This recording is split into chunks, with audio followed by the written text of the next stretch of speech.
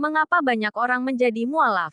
Pertanyaan Anda cukup menarik. Ada beberapa kemungkinan alasan mengapa orang-orang bisa berubah keyakinan, menjadi lebih religius, atau bahkan memeluk agama baru, seperti mualaf, akhir-akhir ini.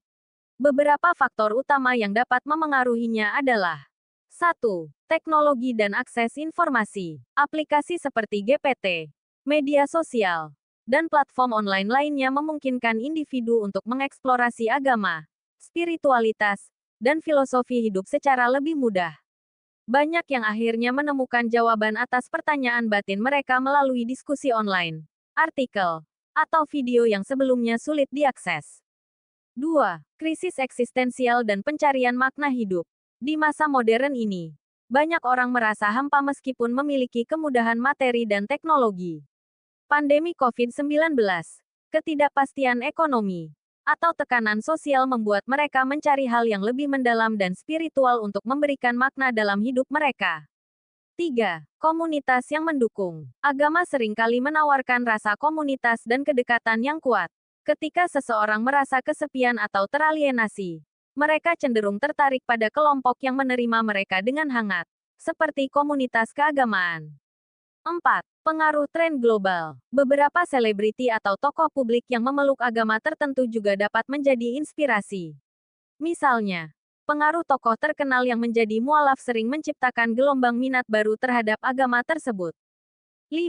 Peningkatan akses dialog lintas agama. Teknologi juga memungkinkan orang untuk berdialog secara terbuka tentang agama dan keyakinan, tanpa rasa takut atau tekanan budaya. Banyak yang akhirnya merasa tercerahkan oleh pandangan baru. 6. Fenomena spiritualitas modern. Di era ini, ada peningkatan minat terhadap konsep spiritualitas yang tidak terbatas pada agama tertentu. Banyak yang memulai perjalanan mereka melalui spiritualitas universal, kemudian memutuskan untuk memilih agama yang terasa paling dekat dengan hati mereka.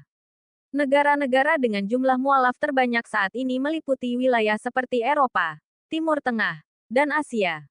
Di Eropa, misalnya, Prancis mencatat pertumbuhan komunitas Muslim yang signifikan, sebagian besar karena konversi agama. Di Arab Saudi, sekitar 347.000 orang menjadi mualaf dalam 5 tahun terakhir, didukung oleh fasilitas dakwah yang aktif. Amerika Serikat juga mencatat lonjakan, terutama melalui komunitas Muslim Afro-Amerika.